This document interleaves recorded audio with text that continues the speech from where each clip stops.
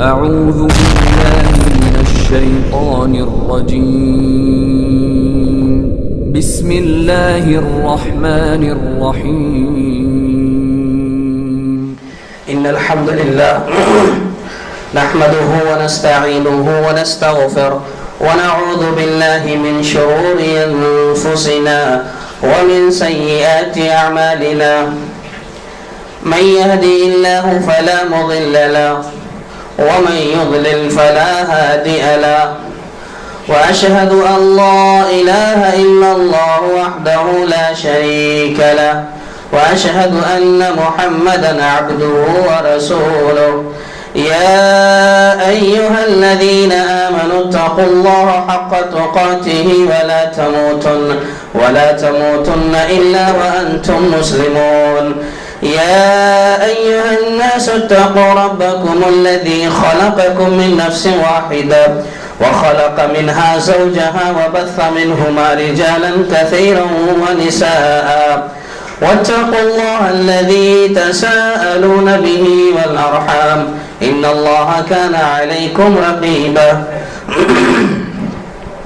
يا أيها الذين آمنوا اتقوا الله وقولوا قولا سديدا يصلح لكم أعمالكم ويغفر لكم ذنوبكم ومن يطع الله ورسوله فقد فاز فوزا عظيما أما بعد فإن خير الحديث كتاب الله وخير الهدي هدي محمد صلى الله عليه وسلم وشر الأمور محدثاتها وكل محدثة بدعة وكل بدعة ضلالة وكل ضلالة في النار أعوذ بالله السميع العليم من الشيطان الرجيم من همزه ونفخه ونفسه بسم الله الرحمن الرحيم وقالوا اتخذ الرحمن ولدا سبحانه بل عباد مکرمون. برادران اسلام، محترم بزرگوں، نوجوان دوستوں اور ساتھیوں، ہر قسم کی تعریف، حمد و ثنا، عظمت و بڑائی، کبریائی اس اللہ رب العالمین کے لیے لائق و زیبا اور سزاوار ہے جو خالق کائنات اور مالک ارض و سما ہے. اس کے بعد بے انتہا انگن درود و سلام نازل ہو ہم سب کے نبی، آخری نبی احمد مجتبی محمد رسول اللہ صلی اللہ علیہ وسلم کی ذات گرامی پر، جن کی مختلف کوششوں کے نتیجے میں ہم تک دین اسلام پہنچا. حاضرین گرامی، اس کے پہلے میں نے آپ کے سامنے ایک موضوع جس کی وضاحت آپ کے سامنے کچھ کی گئی تھی، فرشتوں کی دعاؤں کا مستحق کون، کچھ حصہ آپ کے سامنے ذکر کیا گیا تھا. اسی کا تتمہ اور اسی کے تکملے کے لیے میں آج آپ کے سامنے حاضر ہوں، اور اسی موضوع کو انشاءاللہ آج ہم لوگ مکمل کرنے کی کوشش کریں گے. اس میں جو اہم اور بنیادی چیزیں ہیں میں انشاءاللہ انہیں کو ذکر کروں گا. پچھلی مرتبہ آپ کے سامنے جو باتیں آئی تھیں، یہ وعدے کی گئی تھی بات کہ اللہ تبارک و تعالیٰ کی ایک نورانی مخلوق، اللہ کے فرشتے، یہ اللہ کے بندوں کے لیے دعا کرتے ہیں. وہ مخلص بندے، مخصوص بندے، وہ خوش نصیب بندے جن کے حق میں فرشتے دعا کریں، سبحان اللہ، بہت ہی مبارکباد کے مستحق ہیں وہ لوگ، کیونکہ اللہ تبارک و تعالیٰ فرشتوں کی دعاؤں کو قبول کرتا ہے. جیسا کہ آپ نے سنا وَلَا يَشْفَعُونَ إِلَّا لِمَنِ ارْتَضَىٰ، فرشتے سفارش یا دعا انہی کے لیے کرتے ہیں جن سے اللہ راضی ہوتا ہے. تو آپ نے تمیری باتیں بہت ساری سنی تھی، بہت ہی خوش نصیب ہیں وہ لوگ جن کے حق میں فرشتے دعائیں کرتے ہیں. تو پچھلی بار شاید غالباً 3 لوگوں کے بارے میں ذکر ہوا تھا. ایک گروہ ہوا تھا جو باوضو ہو کر پاکی صفائی کی حالت میں رات میں آرام کرتا ہے تو فرشتے اس کے حق میں دعائیں مغفرت کرتے ہیں. اسی طریقے سے دوسری بات یہ بتائی گئی تھی کہ آدمی باوضو ہو کر نماز کا انتظار کرتا ہے تو فرشتے اس کے حق میں دعائیں مغفرت اور رحمت کرتے ہیں. اسی طریقے سے تیسری بات یہ بتائی گئی تھی جو اس جمعے میں آخری بات تھی کہ نمازوں میں، مسجدوں میں جو لوگ آتے ہیں اور خصوصاً پہلی صفوں کا اہتمام کرتے ہیں تو پہلی صف میں جو لوگ رہتے ہیں ان کے حق میں فرشتے دعا کرتے ہیں. یہ 3 باتیں، 3 قسم کے لوگوں کا تذکرہ ہوا تھا. اب یہاں سے آگے ہم چلتے ہیں. چوتھا گروہ جس کے بارے میں اللہ کے نبی محمد رسول اللہ صلی اللہ علیہ وسلم نے ارشاد فرمایا ان اللہ و ملائکتہ یصلون علی میامن الصفوف. دیکھو ساری باتیں جو ہے مسجد سے متعلق ہو رہی ہیں، نماز سے متعلق ہو رہی ہیں. ہم جو نماز پڑھتے ہیں اگر ان ساری چیزوں کا شعوری طور پر اہتمام کرنے لگ جائیں تو سبحان اللہ کتنے خوش نصیب ہیں ہم نماز پڑھنے آتے ہیں، باوضو ہو کر مسجد کا میں نماز کا انتظار کریں اور اسی طریقے سے پہلی صف کا اہتمام کریں. اور اس حدیث میں جو بتایا گیا کہ ان اللہ و ملائکتہ یصلون علی میامن الصفوف، کہ اللہ تبارک و تعالی اور اللہ کے فرشتے ان لوگوں پر درود بھیجتے ہیں جو صفوں میں دائیں جانب ہوتے ہیں. سبحان اللہ، دیکھو صفوں میں دائیں جانب جو رہتے ہیں اس کی اپنی ایک اہمیت ہے، اپنی اس کی ایک فضیلت ہے. ہم نے دیکھا ہے بہت ساری مسجدوں میں کہ ہمارے مصلیان، ہمارے نوجوان، ہمارے لوگ جب مسجدوں میں آتے ہیں تو لوگ دائیں کے بجائے بائیں زیادہ کھڑے ہوتے ہیں، جبکہ فضیلت کیا حدیث میں ہے کہ امام کے پیچھے کھڑے ہونے والے لوگوں کو چاہیے کہ پہلے دائیں جانب کو مکمل کریں، بعد میں بائیں جانب کا اہتمام، کیونکہ دائیں جانب والوں کی فضیلت ہے ان اللہ و ملائکتہ یصلون علی میامن الصفوف، کہ اللہ اور اس کے فرشتے درود بھیجتے ہیں ان لوگوں پر جو صفوں میں دائیں جانب ہوتے ہیں. اور آپ جانتے ہیں برا ابن عازب رضی اللہ تعالی عنہ بیان کرتے ہیں کہ ہم لوگ ہمیشہ کوشش یہی کرتے تھے کہ صفوں میں دائیں جانب رہیں. یہ صحابہ کرام کا عمل تھا، معمول تھا. برا ابن عازب رضی اللہ تعالیٰ عنہ بیان کرتے ہیں کہ ہماری یہ کوشش ہوا کرتی تھی کہ صفوں میں دائیں جانب رہیں. اس میں خاص بات یہ بیان کرتے ہیں کہ ہم دائیں جانب اس لیے رہنا پسند کرتے تھے کہ سلام پھیرنے کے بعد جب اللہ کے نبی صلی اللہ علیہ وسلم رخ موڑ لیں، پلٹ کر جب بیٹھیں گے تو آپ کا چہرہ دائیں طرف ہی ہوگا. ہم یہ چاہتے تھے کہ سلام پھیرنے کے بعد جب اللہ کے نبی صلی اللہ علیہ وسلم پلٹے تو آپ کا چہرہ ہماری طرف ہو، ہم آپ کے چہرے کا دیدار کر سکیں، آپ کے چہرے کو دیکھ سکیں. یہ ہماری خواہش اور تمنا ہوا کرتی تھی. تو بہرحال صفوں میں دائیں جانب رہنا اس کی اہمیت ہے، اور اللہ تبارک و تعالی بھی اور اللہ کے فرشتے بھی درود بھیجتے ہیں. اللہ کا درود کیا ہے آپ کو پتا ہے، فرشتوں کا درود کیا ہے وہ بھی آپ کو پتا ہے. اسی طریقے سے ایک اور گروہ، پانچواں گروہ جس کے حق میں فرشتے درود بھیجتے ہیں، بات وہی مستقل چل رہی ہے نمازوں کے حوالے سے. کہا اللہ کے نبی محمد رسول اللہ صلی اللہ علیہ وسلم نے ان اللہ و ملائکتہ یصلون علی الذین یصلون الصفوف. کہا کہ اللہ تبارک و تعالی اور اللہ کے فرشتے ان لوگوں پر درود بھیجتے ہیں جو صفوں کو ملاتے ہیں، مل جل کر کھڑے ہوتے ہیں، صف سیدھی کرتے ہیں، آگے پیچھے نہیں ہوتے، قدم سے قدم ملا کر کھڑے ہوتے ہیں جیسے کہ تفصیلات احادیث میں موجود ہیں. تو صف بندی کرنا، صفوں کو ملا کر کھڑے رہنا، اور ایک ایسی مصفہ اور ایسی مصفوف جماعت ہو کہ ایسا لگے. آپ کو پتا ہونا چاہیے، ابھی چند دن پہلے ایک نیوز آئی کہ فوجی اور آرمی لوگوں میں سے ایک بہت بڑی جماعت، ایک بہت بڑا کرنل جو ہے اسلام قبول کرتا ہے. جانتے ہیں کس لیے؟ کس نے اسلام قبول کیا؟ اس نے یہ کہا کہ میرا یہ تجربہ ہے کہ میں اپنے جو فوجی ہیں ان کو میں 2 گھنٹے میں جو 400-500 کی تعداد میں ہے، 2 گھنٹے میں انہیں میں بالکل پوری طرح سب بسب کھڑا کر سکتا ہوں. کسی نے جواب دیا تم 4 گھنٹے میں 400 لوگوں کو کھڑا کرو گے. دیکھو اللہ کے نبی محمد رسول اللہ صلی اللہ علیہ وسلم نے مسلمانوں کی ایسی تربیت کی ہے کہ مکۃ المکرمہ میں جو حج کرنے لوگ جاتے ہیں 400 نہیں، 1000 نہیں، لاکھوں کا مجمع ہوتا ہے، 2 منٹ میں سب بسب ہو جاتے ہیں. یہ کیا انتظام ہے، سبحان اللہ، کیسی تربیت ہے اسلام کی کہ اتنے مسلمان جو منتشر رہتے ہیں، لیکن سبحان اللہ جیسے ہی مؤذن کھڑا ہوتا ہے اور اقامت کہتا ہے سارے لوگ ایک ساتھ جمع ہو جاتے ہیں، سب میں کھڑے ہو جاتے ہیں. یہ دیکھ کر کے وہ کرنل اسلام قبول کر لیا. بولے سبحان اللہ کتنا بڑا سسٹم ہے یہ اسلام کا کہ لاکھوں کی تعداد میں لوگ ہیں، منتشر ہیں، لیکن جیسے یہ اقامت ہوتی ہے لوگ سب میں شامل ہو جاتے ہیں، سب بندی ہو جاتی ہے. اور جانتے ہیں آپ فوجیوں کو کتنی ٹریننگ دی جاتی ہے اس کی، کتنی مشکلات کے بعد وہ اس مقام پر پہنچتے ہیں کہ فٹافٹ لوگ جو ہے سب بندی کریں. بہرحال صفوں کو ملانا بہت بڑی خوبی ہے یہ، اور اللہ تعالیٰ اس کے فرشتے درود بھیجتے ہیں.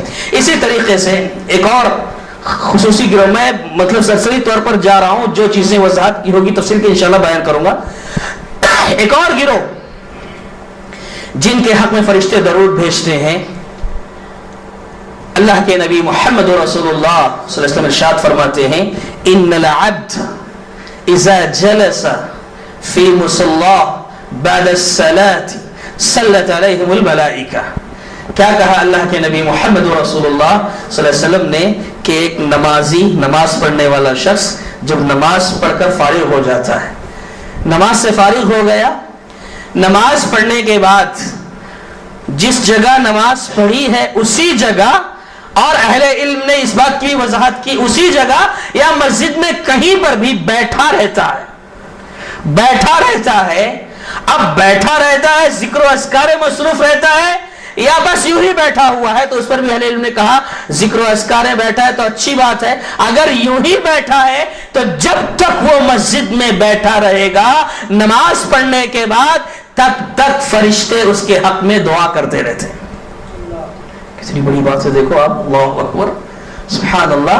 आज हमारा मामला क्या है, इमाम साहब क्या सलाम फेरे, बल्कि बाज लोग तो इंतजार में रहते, दुआ भी नहीं पढ़ते, अब सलाम फेरे, अब सलाम फेरे।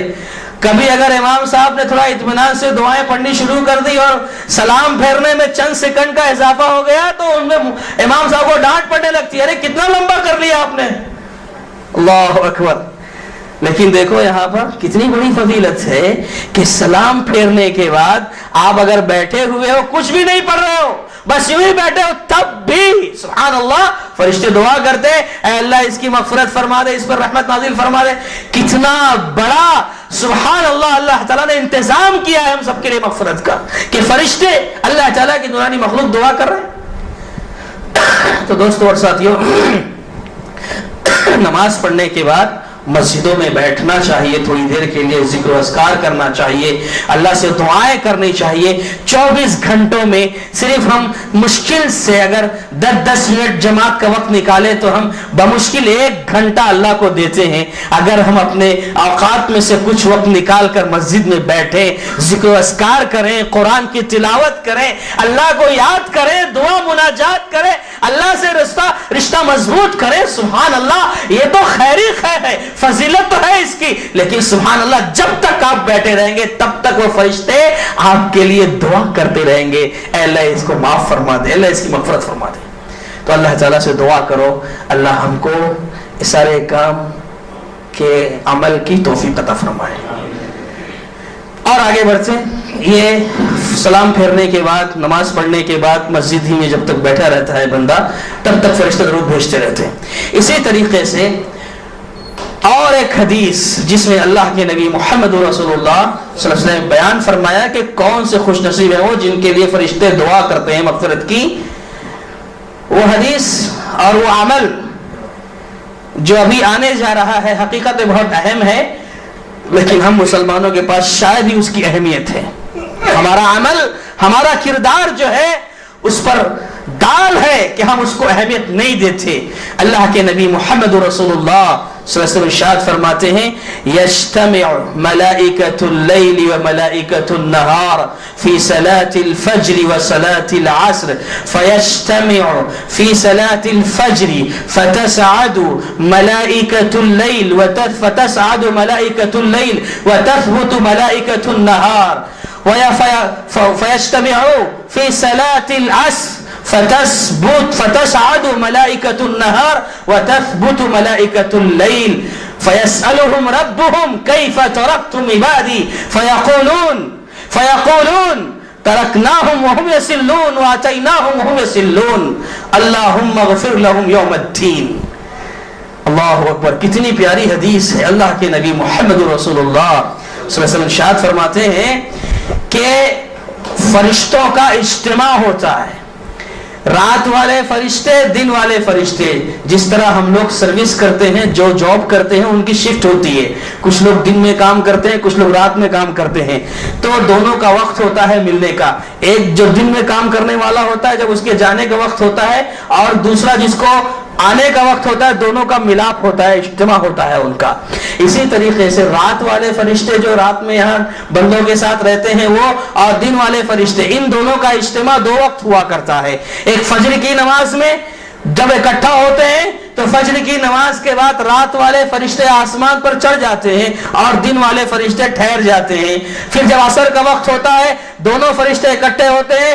دن والے فرشتے جو دن میں رہے ہیں بندوں کے ساتھ وہ آسمان پر چڑھ جاتے ہیں اور رات میں جن کو رہنا ہے وہ فرشتے دنیا میں ٹھہر جاتے ہیں. یہ سلسلہ یوں ہی چلتا رہتا ہے. جب یہ فرشتے ہر دن فجر کی نماز کے بعد عصر کی نماز کے بعد آسمان پر چڑھتے ہیں تو فَيَسْأَلُهُمْ رَبُّهُمْ ان کا رب ان سے پوچھتا ہے, ان کا رب ان سے سوال کرتا ہے.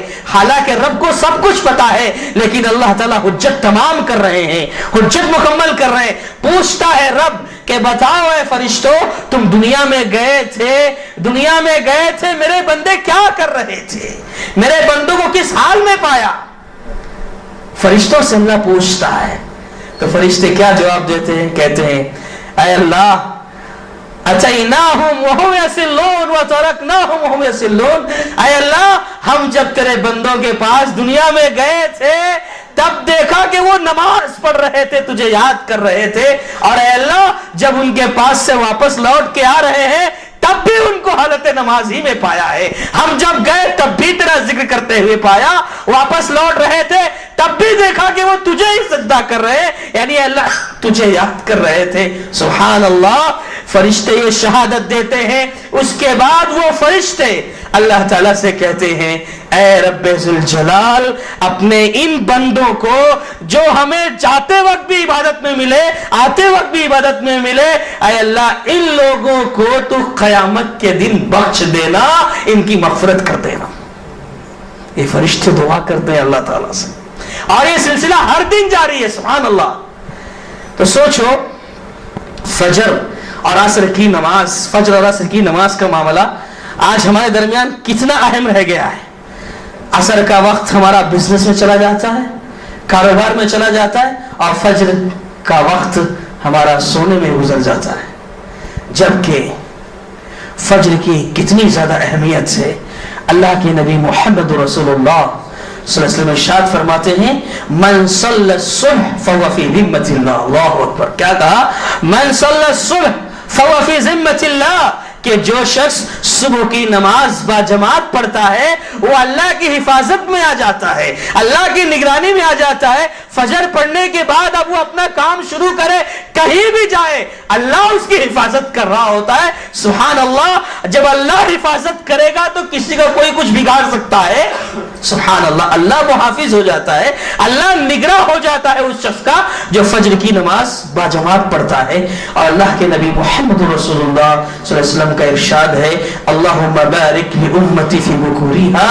دعا کی تھی اللہ کے نبی صلی اللہ علیہ وسلم نے, اے اللہ میری امت کی صبح میں برکت عطا فرما.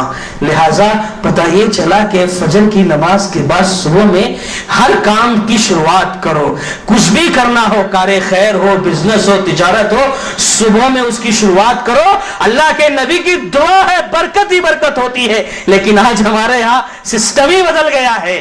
آج ہمارے یہاں بزنس کا, کاروبار کا, دنیا کے سارے کاموں کا ایک انداز بدل گیا. ہم صبح 10 بجے 11 بجے اپنی دکانیں کھولتے ہیں. یہ ہمارا انداز ہے جینے کا, یہ ہمارا مزاج بن گیا. جبکہ اللہ کے نبی محمد رسول اللہ صلی اللہ علیہ وسلم کی دعا ہے اللہم بارک لامتی فی بکورہا. بہرحال صبح کی نماز کی بہت زیادہ اہمیت ہے دین اسلام میں. ایک حدیث میں اللہ کے نبی محمد رسول اللہ صلی اللہ علیہ وسلم نے ارشاد فرمایا من صلی البردین دخل الجنہ, کہ جو شخص 2 ٹھنڈے وقتوں کی نماز کا اہتمام کرتا ہے وہ جنت میں جائے گا. 2 ٹھنڈے وقت فجر اور عصر, ان دونوں نمازوں کا جو اہتمام کرے گا با جماعت, سبحان اللہ, اتنی زیادہ فضیلت کے جنت کی سند, جنت کی سرٹیفکیٹ دے دی اللہ کے نبی صلی اللہ علیہ وسلم نے کہ فجر اور عصر پڑھتا رہے گا جنت میں جائے گا, وہ جنت میں اسے داخلہ ملے گا. ایک اور حدیث سبحان اللہ بڑی عجیب و غریب حدیث اور ماشاءاللہ ہم سب کو بیدار کرنے والی, جگانے والی. اگر ہم غفلت میں ہیں تو اللہ سے دعا کرو اللہ ہمیں توفیق عمل دے, ہمیں یہ صلاحیت دے, یہ شوق دے, جذبہ دے کہ ہم فجر اور عصر کی نماز با جماعت ادا کرنے والے بن جائیں. ایک مرتبہ اللہ کی نبی صلی اللہ علیہ وسلم صحابہ اکرام کے ساتھ بیٹھے ہوئے تھے. 14ویں رات کا چاند نظر آ رہا تھا آسمان پر. اللہ کے نبی صلی اللہ علیہ وسلم نے صحابہ اکرام سے کہا چاند کی طرف اشارہ کرتے ہوئے کہا تم چاند کو دیکھ رہے ہو؟ انکم سترون ربکم کما ترون هذا القمر، کہ اے میرے صحابہ سنو، ان قریب تم اپنے رب کو دیکھو گے، اپنے رب کا دیدار کرو گے۔ جس طرح اس چاند کو تم دیکھ رہے ہو آسانی کے ساتھ، اسی طرح تم بہت جلد اپنے رب کو دیکھنے والے ہو۔ اس کے بعد اللہ کے نبی صلی اللہ علیہ وسلم نے کہا اگر یہ چاہتے ہو کہ رب کا دیدار نصیب ہو تو یاد رکھو فجر اور عصر کی نماز تمہیں مغلوب نہ کر دے، یعنی فجر اور عصر کی نماز چھوٹنے نہ پائے۔ فجر اور عصر کی نماز کا اہتمام کرو، اس کا فائدہ یہ ہوگا کہ جنت میں اللہ تبارک و تعالیٰ کا دیدار نصیب ہوگا۔ دنیا کا وہ کون سا مسلمان ہے جس کے دل میں یہ چاہت نہیں ہے، یہ طلب نہیں ہے کہ رب کا دیدار ہو؟ ارے موسیٰ علیہ السلام تو سبحان اللہ اتنی زیادہ محبت اللہ سے کی، اتنی عقیدت کہ دنیا ہی میں کہہ پڑے رب ارنی انظر الیک، اے اللہ میں تجھے دیکھنا چاہتا ہوں۔ دنیا ہی میں موسیٰ علیہ السلام کی چاہت بڑھ گئی، اللہ سے اتنی محبت، اتنی عقیدت کہ فرط محبت میں، عقیدت میں، جذبات میں آ کر کہہ دیے ربی ارنی انظر الیک، اللہ میں تجھے دیکھنا چاہتا ہوں۔ اور اللہ کہہ رہے نہیں موسیٰ مجھے نہیں دیکھ سکتے۔ واقعہ آپ کو معلوم ہے کیا ہوا، لیکن کہنا یہ ہے کہ دنیا کا وہ کون سا مسلمان ہے جو یہ نہیں چاہے گا کہ جس رب کو وہ دیکھے بغیر سجدے کر رہا ہے، جس رب کے سامنے رب کو دیکھے بغیر کھڑا ہو رہا ہے، عاجزی انکساری ظاہر کر رہا ہے، دعا مناجات کر رہا ہے، کیا اس رب کو دیکھنے کی تمنا نہیں ہے؟ ہر مسلمان کے اندر ہے۔ لیکن یاد رکھو اللہ کے نبی محمد رسول اللہ صلی اللہ علیہ وسلم نے ارشاد فرمایا ہے کہ فجر اور عصر کی نماز مغلوب نہ ہونے پائے، تمہیں مغلوب نہ کر دے، اس لیے تم اس کا اہتمام کثرت سے کیا کرو۔ تو دوستو اور ساتھیو، یہ ایک گروہ فجر کی نماز اور عصر کی نماز کا جو اہتمام بکثرت کرتے ہیں، بلکہ مکمل طور پر کرتے ہیں، ہمیشہ کرتے ہیں، ایسے لوگوں کی یہ فضیلت ہے کہ اللہ تبارک و تعالی فرشتوں کی دعاؤں کو قبول کرے گا اور انشاءاللہ کل قیامت کی ان کی مغفرت ہوگی۔ اسی طریقے سے ایک اور حدیث کہ وہ کون لوگ ہیں جن کے حق میں فرشتے دعائیں کرتے ہیں، ایک اور حدیث آپ کے سامنے پیش۔ اب تک کتنے گروہ کا ذکر ہو گیا؟ کسی نے یاد کیا ہے؟ چلیے ہم آخر میں اس پر تبصرہ کریں گے۔ ایک اور حدیث جس میں دو لوگوں کا تذکرہ ہوا، اللہ کے نبی محمد رسول اللہ صلی اللہ علیہ وسلم ارشاد فرماتے ہیں، کہا دعوت المرء المسلم لأخيه بظهر الغیب مستجابة عند رأسه ملك مؤکل به كلما دعا لأخيه بخير قال الملك المؤکل به آمین ولک بمثل۔ اللہ کے نبی محمد رسول اللہ صلی اللہ علیہ وسلم ارشاد فرماتے ہیں کہ ایک مسلمان اپنے دوسرے مسلمان بھائی کے لیے اس کی غیر موجودگی میں دعا کرتا ہے، وہ دعا قبولیت کا درجہ رکھتی ہے۔ دیکھو کتنی اعلیٰ تعلیم ہے اسلام کی، آپس میں مسلمان کس طرح رہیں، محبت سے، پیار سے، ان کے درمیان کتنی الفت ہونی چاہیے، کیا مزاج ہے اسلام کا، کیا تعلیم ہے سبحان اللہ اسلام کی۔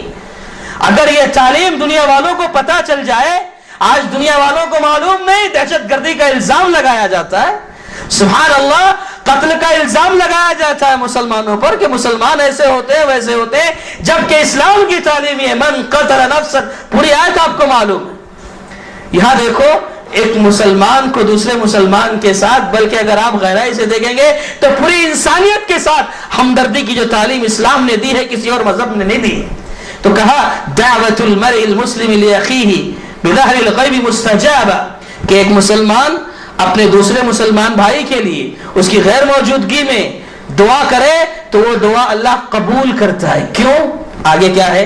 عند رأسہ ملک مؤکل بہ، کیونکہ جب وہ دعا کر رہا ہوتا ہے تو اس کے سرہانے، اس کے پاس ایک فرشتہ مقرر ہوتا ہے، ایک فرشتہ کھڑا ہوا ہوتا ہے، ایک فرشتہ وہاں ٹھہرا ہوا ہوتا ہے۔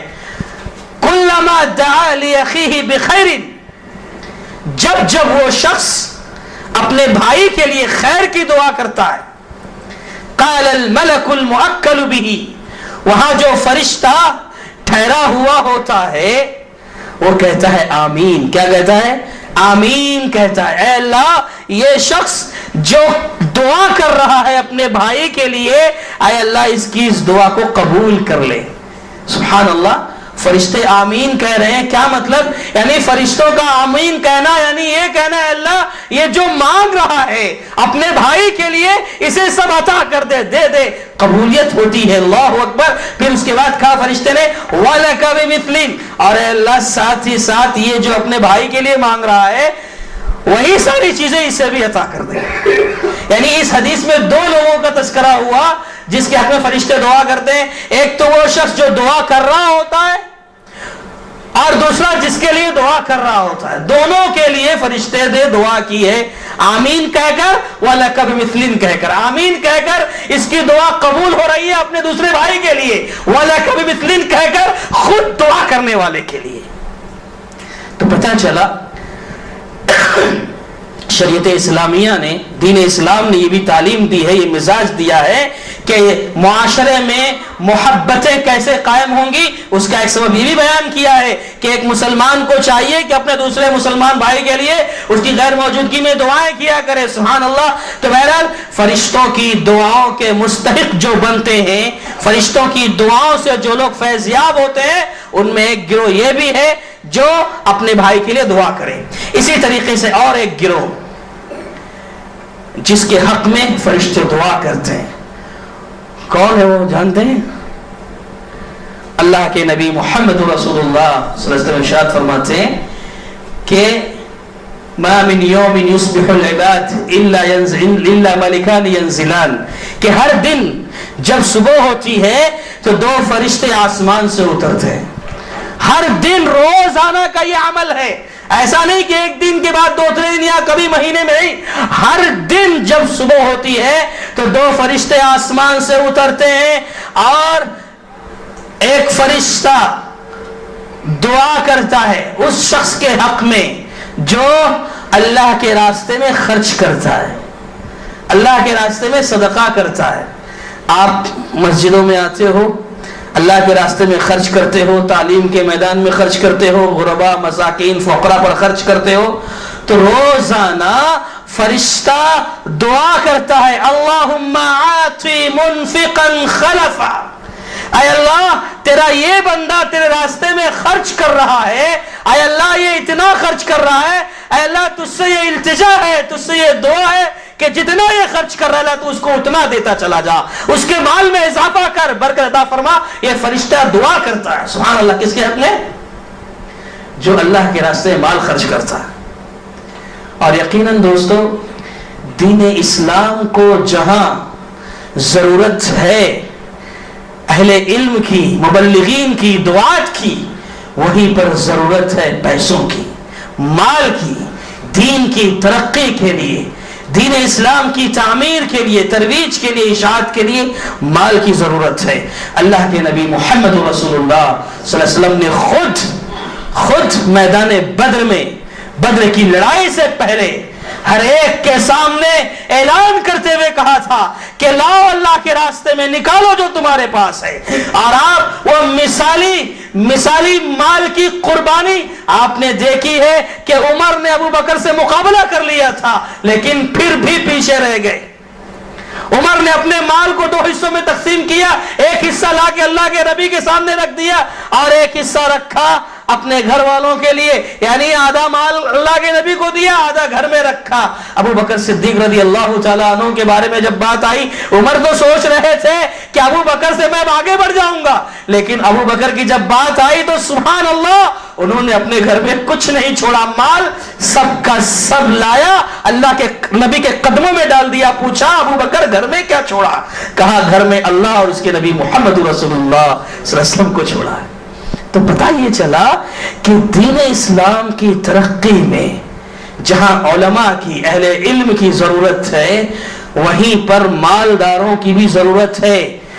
اگر مالداروں کے پاس علم بھی ہے، اہل علم ہے، سبحان اللہ نور علی نور ہے، لیکن اگر وہ اپنا وقت بزنس میں کاروبار میں لگاتے ہیں تو ان کو چاہیے کہ جو اللہ نے مال عطا کیا ہے اللہ کے راستے میں خرچ کرنے کی کوشش کریں، اس کا فائدہ دنیا میں بہت زیادہ ہوگا۔ اور ایک بڑا فائدہ جو ہماری گفتگو ہو رہی ہے موضوع سے جوڑ کر، کہ فرشتہ ہر دن اس کے حق میں دعا کرتا ہے، اے اللہ جتنا یہ مال خرچ کر رہا ہے اتنا اسے دیتا جا دیتا جا دیتا جا۔ یہ فرشتہ دعا کرتا ہے، سبحان اللہ۔ مال میں ترقی ہوتی ہے، مال میں اضافہ ہوتا ہے، بڑھوتری ہوتی ہے۔ لیکن اسی حدیث میں یہ بات بھی بیان کی گئی ہے، اگر کوئی شخص پیسے والا تو ہے لیکن پیسے جمع کر کر کے رکھتا، اللہ کے راستے میں خرچ نہیں کرتا، تو فرشتہ وہیں پر بد دعا کرتا ہے، اللہم آتی ممسکن تلفا، اے اللہ اس کے پاس جتنا مال ہے سب برباد کر دے، سب برباد کر دے۔ ہوتا ہے دنیا میں، ہم دیکھتے۔ بہرحال تو اللہ کے راستے میں خرچ کرنے والوں کے لیے بھی جو ہے فرشتے دعا کرتے ہیں۔ اسی طریقے سے ایک اور گروہ ہے جس کے لیے فرشتے دعا کرتے ہیں۔ اللہ کے نبی محمد رسول اللہ صلی اللہ علیہ وسلم ارشاد فرماتے ہیں، ما من مسلم عاد اخاہ الا ابتعث اللہ 70 ملکا یصلون علیہ من ای ساعات النہار کان حتی یمسی ومن ای ساعات اللیل کان حتی یصبح۔ اللہ کے نبی محمد رسول اللہ صلی اللہ علیہ وسلم ارشاد فرماتے ہیں کہ دن کے کسی بھی حصے میں ایک مسلمان اپنے بھائی کی عیادت کرتا ہے۔ کتنی بڑی بات ہے، دیکھو بیمار ہوا ایک شخص، ہاسپٹل میں ہے، گھر پر ہے، مریض ہے، ایک مسلمان جاتا ہے اپنے بھائی کی عیادت کرتا ہے۔ تو کہا اللہ کے نبی صلی اللہ علیہ وسلم نے کہ دن کے کسی بھی حصے میں جا کر جب وہ اپنے بھائی کی عیادت کرتا ہے، اس کے احوال و کوائف دریافت کرتا ہے، تو اللہ تبارک و تعالی اس کے لیے 70,000 فرشتوں کو بھیج دیتے ہیں، اور دن بھر وہ فرشتے اس کے حق میں دعا کرتے رہتے ہیں۔ جانتے ہیں آپ، درود بھیجتے رہتے ہیں۔ دن کے کسی بھی حصے میں اگر کوئی شخص اپنے کسی بھائی کی عیادت کے لیے چلا گیا، بیمار ہے، پریشان حال ہے، اس کے پاس جا کر تسلی کے دو بول بول دیے، میٹھے دو بول بول دیے، اس کی حوصلہ افزائی کر دی، اس کو حوصلہ دے دیا، تسلی دے دی، سبحان اللہ۔ کتنی بڑی بات کہ اللہ کے نبی محمد رسول اللہ صلی اللہ علیہ وسلم بیان فرماتے ہیں 70,000 فرشتے اس کے لیے اللہ بھیج دیتا ہے دعا کرنے کے لیے۔ اور اسی طرح رات کے کسی بھی حصے میں اگر کوئی شخص کسی کی عیادت کرتا ہے تو وہی فرشتے دعا کرتے یہاں تک کہ صبح ہو جاتی ہے۔ اللہ اکبر۔ آج ہے ہم میں کوئی؟ ہاں، ہم عیادت کرتے ہیں، ہاسپٹلوں کی وزٹ کرتے ہیں، ضرور کرتے ہیں۔ کب؟ جب ہمارا بیٹا ہاسپٹل میں ہو، ہماری بیوی ہاسپٹل میں ہو، ہماری خالہ ہاسپٹل میں ہو، ہمارے والد ہاسپٹل میں ہو، ہمارے کوئی قریبی ہو تو، ورنہ ایسے کتنے لوگ ہیں بیچارے ہاسپٹل میں جن کا کوئی پرسان حال نہیں، جو اکیلے ایڑیاں رگڑ رگڑ کر مر جاتے ہیں۔ یہ اسلامی تعلیم ہے۔ اللہ کے نبی محمد رسول اللہ صلی اللہ علیہ وسلم نے کبھی امتیاز نہیں کیا۔ آج سرکاری ہاسپٹلوں میں جا کر دیکھو کتنے بیچارے ایسے ہیں جن کا کوئی رشتہ دار نہیں، اکیلے تڑپ تڑپ کر مر جاتے ہیں۔ یہ صفت کس نے دی؟ یہ مزاج کس نے دیا؟ اسلام نے یہ تعلیم دی ہے کہ جاؤ دنیا والوں کے پاس، جو بیمار ہے ان کی حوصلہ افزائی کرو۔ اللہ کے نبی محمد رسول اللہ صلی اللہ علیہ وسلم صحابہ اکرام کی تربیت دیکھو کیسے کیا کرتے تھے۔ ایک مرتبہ اللہ کے نبی صلی اللہ علیہ وسلم پوچھتے ہیں صحابہ اکرام سے، من اصبح منکم اليوم صائما، آج تم میں کون ہے جو روزہ رکھا ہوا ہے؟ ابو بکر کہتے ہیں اللہ کے نبی میں نے روزہ رکھا ہے۔ پھر اللہ کے نبی پر پوچھتے ہیں من عاد منکم اليوم مریضا، اچھا یہ بتاؤ آج وہ خوش نصیب کون ہے جو کسی بیمار کے پاس گیا ہو، کسی بیمار کی عادت کیا ہو، کسی مریض کے پاس جا کر اس کے غم بانٹا ہو، اس کے غم کو ہلکا کرنے کی کوشش کیا ہو، کون ہے؟ ابو بکر صف اول میں تھے۔ کہا اللہ کے نبی آج میں نے وہ کام بھی کیا ہے، میں فلاں مریض کے پاس گیا تھا، آج میں نے عادت کی ہے۔ اسی حدیث میں 4 عمل اللہ کے نبی نے بتائے۔ اس کے بعد کہا وَمَا اجْتَمَعْنَا فِي إِمْرِئٍ إِلَّا دَخَلَ الْجَنَّةَ، یہ خوبیاں جس کسی میں داخل ہو جاتی ہیں اللہ تبارک و تعالیٰ اسے جنت میں داخل کرتا ہے۔ عیادت کرنا یہ ہمارے نبی کی سنت ہے، لیکن افسوس ہم مسلمانوں نے اسے اپنی زندگی سے خارج کر دیا۔ دورے کرو، میں آپ کو بتاؤں، ہم کہ جب غیر مسلموں سے ملاقات کرنے کے لیے فیلڈ ورک کے لیے جاتے ہیں، ہاسپٹلوں کا دورہ کرتے ہیں، اللہ اکبر، آنسو نکل آتے ہیں، ایسے ایسے لوگ ایسے تڑپتے ہیں، کوئی ان کا پرسان حال نہیں ہوتا۔ اور سرکاری ہاسپٹلوں کا معاملہ کیا ہوتا ہے ہم سب اچھی طرح جانتے ہیں۔ اس لیے مسلمانوں اپنے اندر اسلام کی تعلیم کو زندہ کرو، اپنے اندر پیدا کرو وہ قوتیں، وہ صلاحیتیں کہ دنیا والے جب مسلمانوں کے اس کردار کو دیکھے تو قرآن کی روشنی میں ربما یود الذین کفروا لو کانوا مسلمین، یہ غیر مسلم مشرک جب مسلمانوں کو دیکھے تو رش کرے، خواہش کرے کہ کاش میں بھی مسلمان ہوتا تو کتنا اچھا ہوتا۔ ایسا کردار پیدا کرو، جب ایسے دورے کرو گے تب جا کر کے تمہارے لیے لوگوں کے دلوں میں ہمدردی پیدا ہوگی۔ ابھی یہ واقعہ چنئی کا واقعہ جو پیش آیا آپ سب جانتے ہیں، ایک بڑا حادثہ، سیلاب کی زد میں ایک بڑی قوم آئی، ہلاک و برباد ہوئی، کتنے لوگ برباد ہوئے، ختم ہوئے۔ ایسے میں مسلمانوں نے کتنا نمایاں کردار ادا کیا جانتے ہیں آپ؟ ساری مسجدیں ان کے لیے کھول دی گئیں، لاکھوں کی تعداد میں وہاں کی جماعت و جمعیتوں نے، وہاں کے مسلمانوں نے بغیر کسی تعصب کے سارے مسلمانوں نے ایسی خدمت کی، سبحان اللہ، غیر مسلموں کے تاثر آئے۔ انہوں نے کیا کہا کہ اللہ کے واسطے اب کسی مسجد کو بابری مسجد کی طرح مت توڑنا، ورنہ ایسی حالت میں ہمیں پناہ کہاں ملے گی، مسجدیں آباد رہنے دو، یہ غیر مسلم کا تاثر ہے۔ ایسے تاثر دیکھو غیر مسلموں کے۔ ایک فیملی کہتی ہے ہم تو غیر مسلموں کو دہشت گرد سمجھتے تھے، ہم ان کے پاس کبھی جانا پسند نہیں کرتے تھے، ان کی مسجدوں کو دیکھنا پسند نہیں کرتے تھے، لیکن انہوں نے اس موقع پر، ہماری اس مصیبت پر ہمارا ساتھ دیا۔ ہم یہ یقین کر رہے ہیں کہ مسلمان دہشت گرد نہیں، مسلمان بہت اچھے ہوتے ہیں، بہت اچھے ہوتے ہیں، یہ تاثر دیا۔ اس لیے اللہ کے نبی محمد رسول اللہ صلی اللہ علیہ وسلم کی جو سنتیں ہیں اسے زندہ کرو، بیمار کے پاس جاؤ، اور یاد رکھو کوئی تفریق نہیں کی اللہ کے نبی صلی اللہ علیہ وسلم نے کہ صرف مسلمان ہی کے پاس جاؤ۔ وہ دلیل پیش کر کے بات ختم کر دے، وقت ہو گیا ہمارا۔ ایک یہودی لڑکا، بخاری شریف کی روایت ہے، معذرت کے ساتھ وقت ختم ہو گیا، ایک یہودی لڑکا اللہ کے نبی صلی اللہ علیہ وسلم کی خدمت کیا کرتا تھا، یہودی تھا۔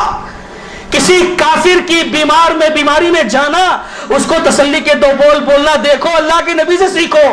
یہودی کے گھر پر گئے آپ، یہودی کے گھر پر گئے، لڑکا بستر موت پر ہے، وہاں گئے، اس کی خیریت دریافت کی۔ وہ یہودی اللہ کے نبی صلی اللہ علیہ وسلم کی آمد پر متاثر ہو گیا کہ ارے یہ محمد جس کے خلاف ہم لوگ پروپیگنڈے کرتے ہیں، یہ میرے گھر پر چل کر آیا ہے میرے بیٹے کو دیکھنے کے لیے۔ اللہ کے نبی صلی اللہ علیہ وسلم نے موقع دیکھا، کہا اسلم یا ولد، اے لڑکے اسلام قبول کر لے۔ لڑکے نے جب سنا تو فنظر الی ابیہ، اپنے باپ کی طرف سوالیہ نظروں سے دیکھنے لگا۔ باپ تو پہلے ہی متاثر ہو چکا تھا اللہ کے نبی صلی اللہ علیہ وسلم سے، کہنے لگا اتے ابو القاسم، اے میرے بیٹے محمد بن عبداللہ صلی اللہ علیہ وسلم جو کہہ رہے ہیں ان کی بات مان لو۔ لڑکے نے کلمہ شہادت کا اقرار کیا، مسلمان ہوا۔ اللہ کے نبی صلی اللہ علیہ وسلم وہاں سے کہتے ہوئے نکلے، الحمدللہ الذی انقذہ من النار، اے اللہ تیرا لاکھ لاکھ شکر و احسان ہے کہ تو نے میرے ذریعے اس لڑکے کو نار جہنم سے بچا لیا۔ حاضرین، اسلام کی دعوت کا ایک بہت بڑا ذریعہ ہے یہ کہ بیماروں کے پاس جاؤ، غیر مسلموں کے پاس جاؤ، دم کرو، ان کو تھوڑا تسلی دو، آپ کے لیے راستہ کھلے گا۔ فَإِذَا الَّذِي بَيْنَكَ وَبَيْنَهُ عَدَاوَةٌ كَأَنَّهُ وَلِيٌّ حَمِيمٌ، مسلم اور غیر مسلم کے درمیان جو کٹر سے کٹر دشمنیاں ہیں، محبتوں میں تبدیل ہو جائیں گی۔ جانتے ہیں آپ، اسلام کے مزاج کو اپناؤ، اسلام کی تعلیم کو اپنا۔ بہرحال دوستوں اور ساتھیوں، باتیں بہت لمبی ہو رہی ہیں، کہنا یہ ہے کہ فرشتے ایسے لوگوں کے لیے دعائیں کرتے ہیں، اور سوچو آپ 70,000 فرشتے اللہ بھیجتا ہے، کتنی بڑی بات ہے یہ۔ دن کے کسی حصے میں اگر کسی بیمار کے پاس کوئی جائے، اللہ 70,000 فرشتے بھیجتا ہے، شام تک اس کے لیے دعا کرتے ہیں۔ اگر رات میں جاتا ہے تو صبح تک فرشتے دعا کرتے رہتے ہیں۔ اللہ اکبر، اللہ سے دعا کرو اللہ ہم سب کو اعمال صالحہ کی توفیق عطا فرمائے. ہم اللہ سے دعا کرتے ہیں اے اللہ جو باتیں کہی گئی، جو خوبیاں بتائی گئی، جو اعمال صالحہ بتائے گئے، اے اللہ وہ سارے کام ہمیں کرنے کی توفیق عطا فرما دے. اے اللہ ہم لوگوں کو اس لائق بنا دے کہ ہمارے لیے فرشتے دعا کرنے لگ جائیں. اے اللہ ہمیں جب تک دنیا میں رکھنا ہم سے دین اسلام اور دین حنیف کی خدمت لیتے رہنا. اے اللہ ہمیں دنیا میں رکھنا تو عزت کے ساتھ رکھنا. اے اللہ ہمیں دنیا میں رکھنا تو عزت کے ساتھ رکھنا. ہمارا خاتمہ ہو تو ایمان بالخیر پر ہو. آمین. بارک اللہ لنا ولکم فی القرآن العظیم ونفعنا وإیاکم بالآیات ذکر الحکیم رب الحلیم.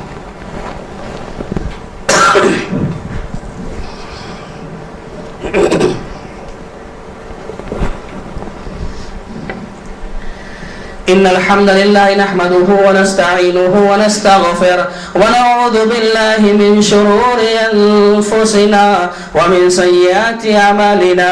من يهده الله فلا مضل له ومن يضلل فلا هادي له. وأشهد أن لا إله إلا الله وحده لا شريك له وأشهد أن محمدا عبده ورسوله. أما بعد فإن خير الحديث كتاب الله وخير الهدي هدي محمد صلى الله عليه وسلم وشر الأمور محدثاتها وكل محدثة بدعة وكل بدعة ضلالة وكل ضلالة في النار. أعوذ بالله من الشيطان الرجيم. إن الله يأمر بالعدل والإحسان وإيتاء ذي القربى وينهى عن الفحشاء والمنكر والبغي يعظكم لعلكم تذكرون. اذكروا الله يذكركم ويستجيب لكم ولذكر الله أكبر.